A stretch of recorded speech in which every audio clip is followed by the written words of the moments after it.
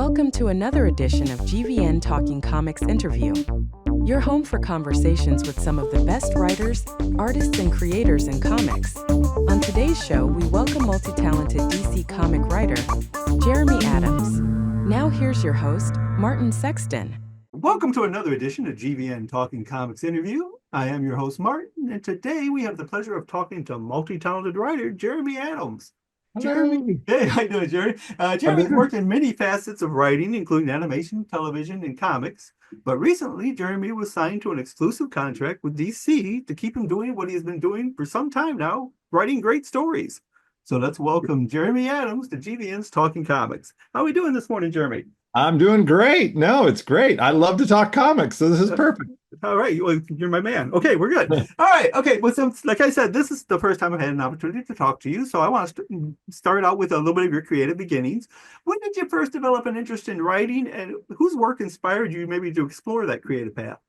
You know, I obviously was an avid reader growing up. My dad had drawn some comic books, but my parents were divorced when I was about 5. And I'm sure psychologically, I was clamoring to be close to my father in some way through comic books. So I've had comics since I was a little kid. I love comics. Comics taught me to read, essentially. But in terms of actually it being a career, writing, I remember reading Dragonlance Chronicles in junior high, and that really affected me because I just loved it. And it helped me on this journey of just passionately reading. And then, of course, every junior high boy knows, you somehow get to Stephen King, and that just takes you down a totally different, framework. And you start to realize, hey, there's a guy that writes these. And I remember in junior high writing something and everybody in class laughing. And I was like, boy, that's a great feeling. And I had some amazing teachers that were always very complimentary in my writing and very encouraging in my writing. But I didn't think of it as a career option. I got really into film in high school, still didn't think it was a career option. And so I went to college, and I was during orientation before college. And somebody from the film department got up and talked about the film department. And I was looking around like, film department? You can get a degree in film? Like what? Like you can make this a career? If that was an option, I would have done that a billion years, So I immediately started, going to the film department at University of Arizona and graduated with a degree and moved out to Los Angeles and started pursuing a career in film that inevitably led to me writing screenplays and getting work in animated television and then live action television. And from there, I backdoored into comics, which is something that I'd always been trying to get into, but didn't know you could. It was a very, there's no real career path to creative industries. You just kind of have to, there's a lot of guesswork. But yeah, because of my animation background, I was on a list and they asked me to come in, and they wanted me and several other animated writers to take a crack at comic books. And and here I am. Okay, so just as you said, you've applied your writing talents to many different types of projects: animation, television, and of course comics. How do the challenges differ between those professions? And was there a learning curve as you went about doing each of those different professions? Yeah, absolutely. I had luckily one of my first jobs was an internship before I graduated college for Dino De Laurentiis, this really famous producer, and I got to do coverage for a lot of scripts. And when you see how other people write scripts, I was like, I could do this, and you see the form that it is. And screenwriting, what's great about screenwriting is that there is kind of a definitive format, and that you kind of write screenplays. But then in animation, you become much more descriptive because you're writing for artists, you're writing for storyboard artists. So the transition from animation to comic books wasn't that different.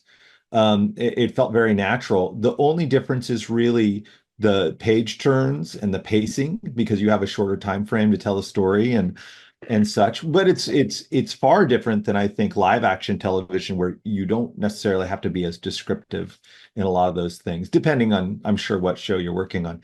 But Yeah, they're all different, and the fact that comic book writing doesn't have a specific industry standard form makes it even a little weirder. So I think every comic book writer has the way that they do it, and they're often passed down to the people that came before them, and you morph it into what your style is, and so I have a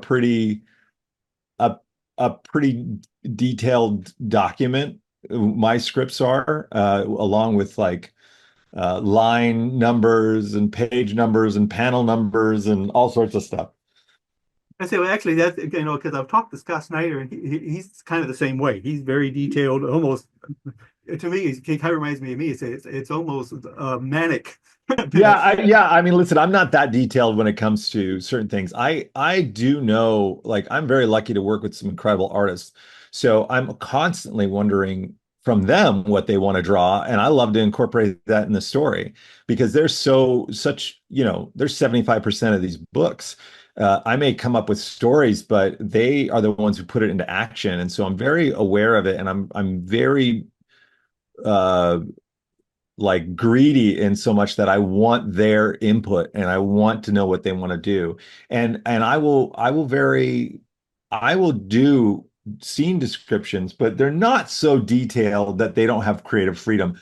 I give a lot of creative freedom. I'm not and I say I give, what I mean is I don't care that much because they're better at this than I am. I can barely dress myself. I'm not going to tell these world-class artists, no, Superman needs to look like this. Right. Okay, so as you said, in writing comics, everyone has kind of their own style and everything. Did you get any when you first started into the writing of comics? Did you get any advice or mentorship from established comic writers to kind of get you started?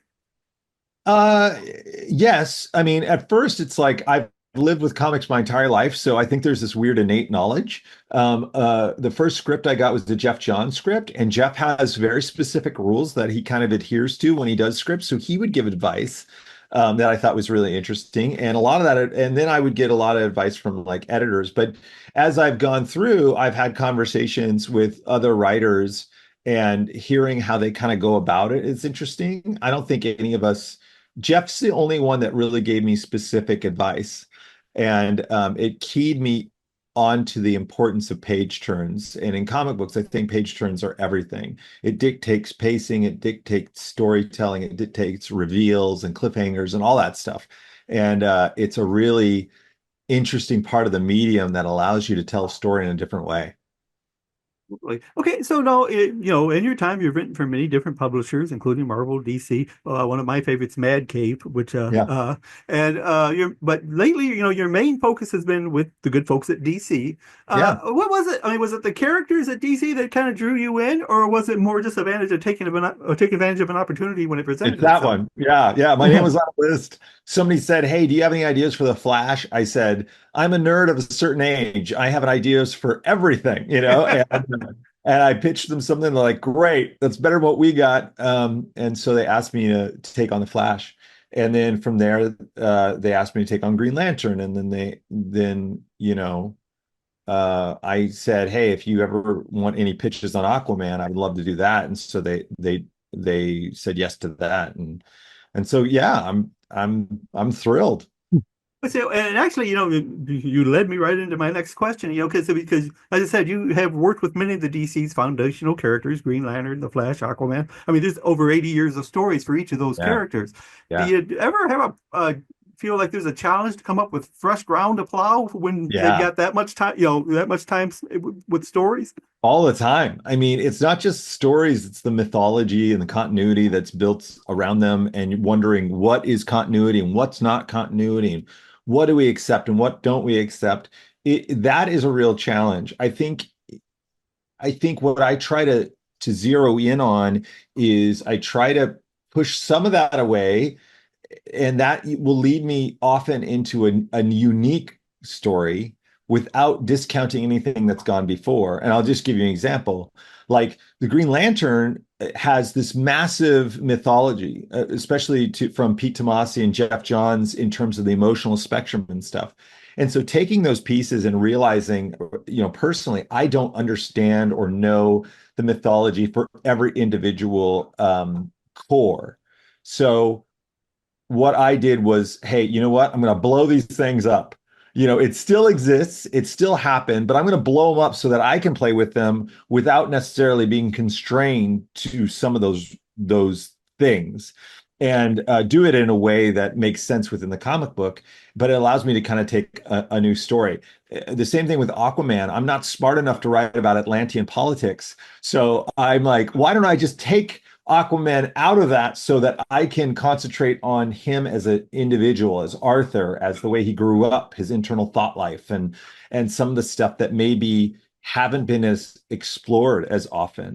And that's really fun too. That's really fun. But it helps me get a grip, gives me time to get in on the character and learn more about the character. And I'm pretty transparent and open with fans. And so I'll learn a lot about the character just in the course of writing the book and people bringing up things that I had no idea about. And I usually quickly incorporate those into the book. But because these comics have been around forever, and I've read a ton of comics, and I probably have a leg up on a lot of people because I've spent my life reading these things. But still, Right. you know how it is. It's like you're Yes. reading, oh, I've read a 10-year run and I stopped for 10 years, and now I got Right. to shoot. What happened in those 10 years? I mean, so what? I kind of think I know the answer to this question, but I mean, so who is the toughest critic? The longtime fan of like Aquaman, or maybe the new readers that you're drawing in with what you're doing? Uh, I would say it's actually newer readers. More to the point that a lot of new readers, we live in an age where when I was growing up, this stuff wasn't particular. I mean, it was popular, I guess, but not among the populace. Right. It wasn't cool to read this stuff. It wasn't cool to like this stuff. But now it's very much ingrained in everybody's psyche. It's part of pop culture, et cetera, shows, movies, et cetera.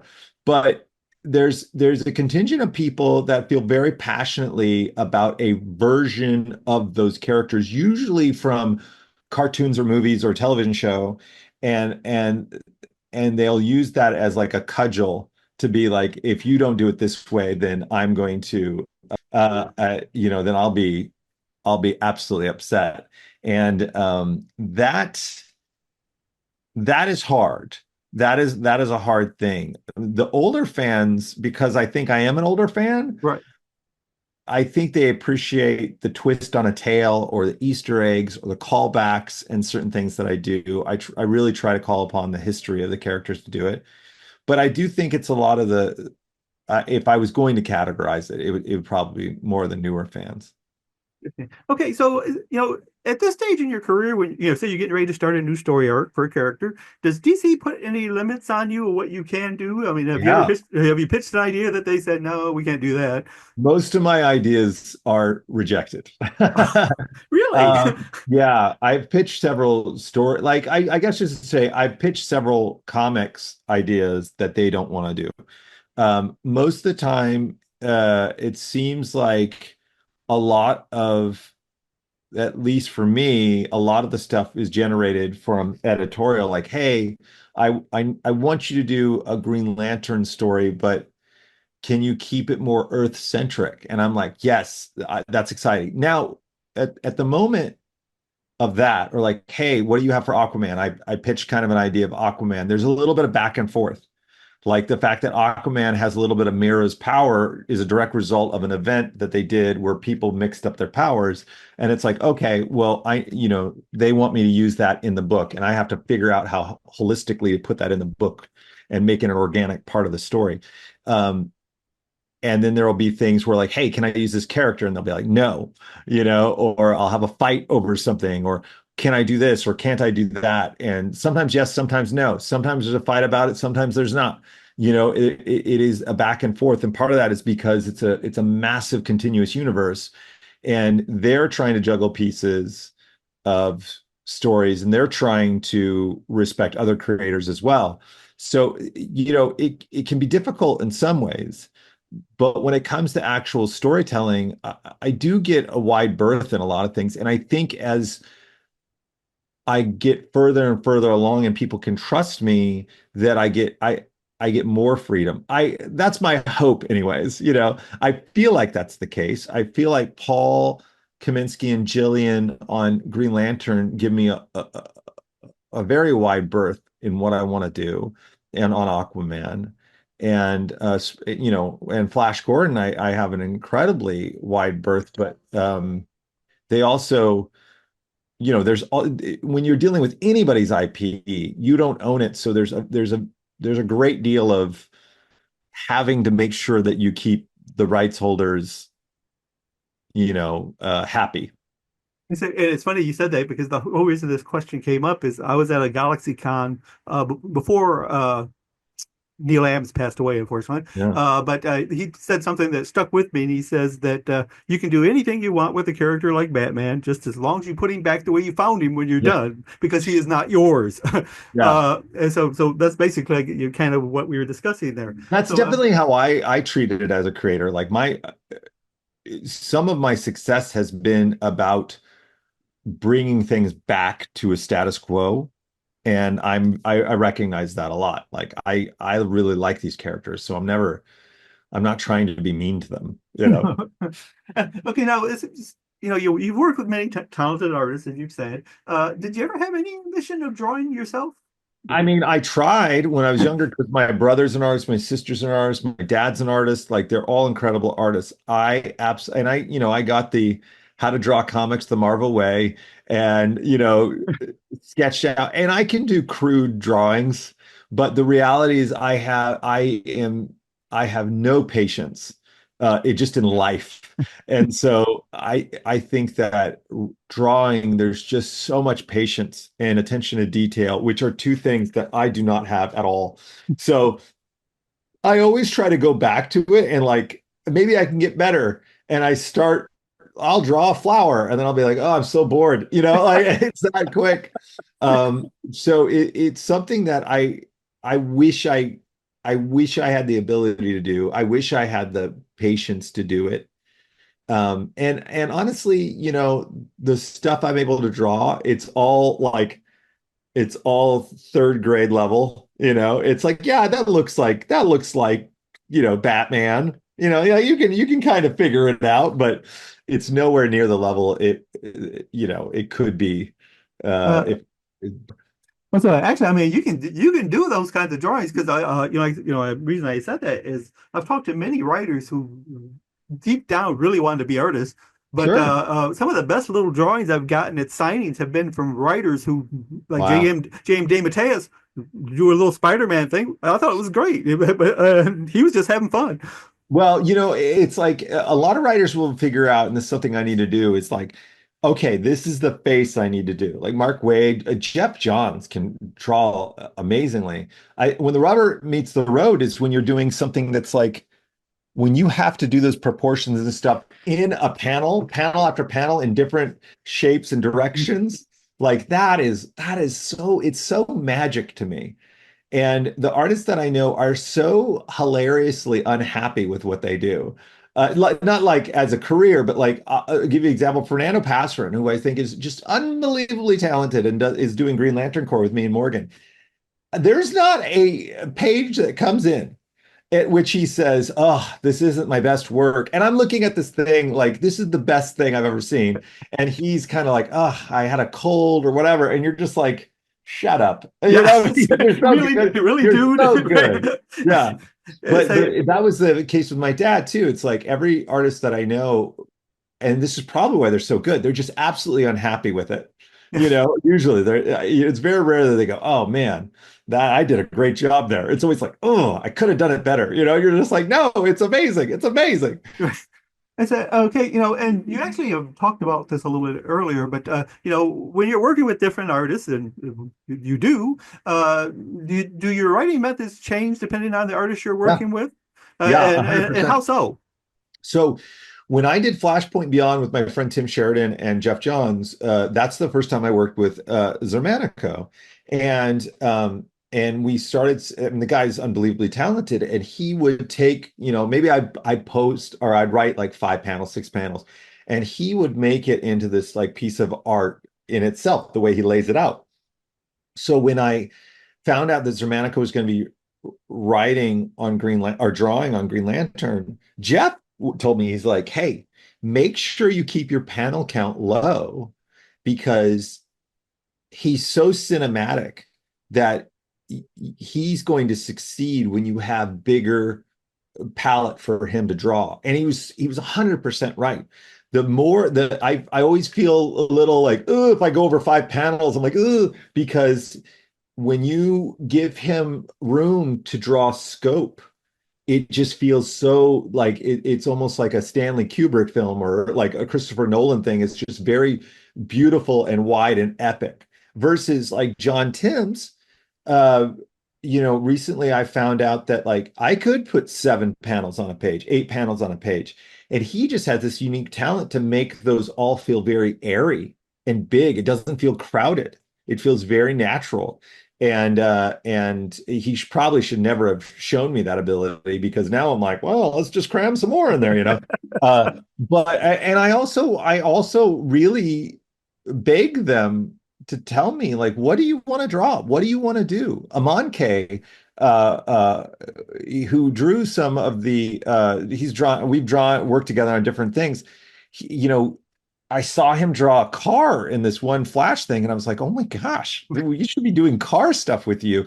Zermanica was like, I want to draw jets and mechs. I'm like, 100%, let's put them in. Will Conrad, I said, what do you want to do? And he's like, I would love to draw some dinosaurs. I'm like, dinosaur guards, issue one,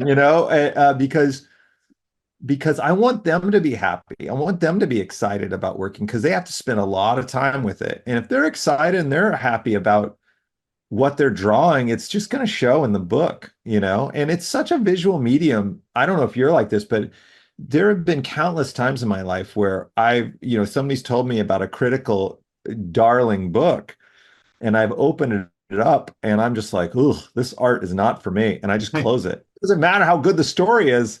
A lot of times I'm like, ugh, I can't get through it. I can't get through it because the art's not for me. Well, so I understand that because I call myself an artist, but yeah, I mean, art's going to draw me before the written word is. 100%. Yeah, Yeah. I mean, which is why people look at covers to decide what they're going to get because a bad cover can mess up what could have been a good comic. Oh man, the disappointment is when you got a great cover and you open it up and you're like, liars. Oh yeah. Very much so. Okay, so as I mentioned in the opening, you recently signed an exclusive deal with DC. Yeah. So how long was that in the works? And because I don't know how this works, does it curtail you from doing any other like create your own projects or anything like that?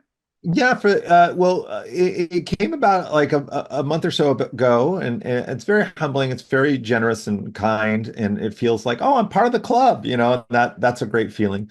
Yes, this particular one, I am kind of exclusive to DC.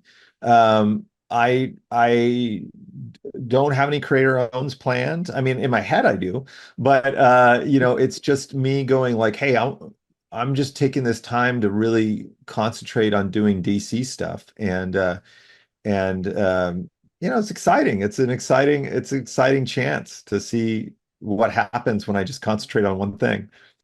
Okay, so as a follow-up, does having that I can't even say that word, exclusivity cause more pressure, or does it relieve pressure as far as knowing I have a steady job, so to speak, if there is such a thing? I think it relieves pressure. It makes me want to play with more toys in the toy box for sure, and it does free me up mentally to think about DC more. And not that, I mean, half my brain's already doing that anyways, but it's great. It's great to know that, hey, I've been a freelancer for so long, and to a degree I still am, but it's weird to think like, oh my gosh, like DC has enough confidence in me that I can keep writing books for them, and that's exciting. Excellent. Okay, well, I want to thank you for giving me a little bit of your time, Jeremy. Yeah. And before I let you go, I want to give you an opportunity to share any books or projects that you want our listeners to know about. And where can they go to follow you on social media or the internet? You can go to spacekicker.com or spacekicker on X or Instagram. That's kind of where I'm at.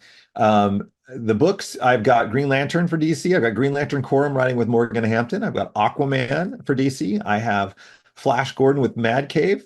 And I have some other stuff coming out in the animation space, but those have yet to be announced, so I can't really talk about them. All right, excellent. Well, I appreciate your time, and hopefully I'm going to get a chance to catch up to you sometime in the future. But we really appreciate you spending a little time with us. Thank you so much. I appreciate it. All right, thank you. Thank you for watching this edition of GVN Talking Comics Interview, your home for conversations with some of the best writers, artists, and creators in comics. GVN Talking Comics is a production of Geek Vibes Nation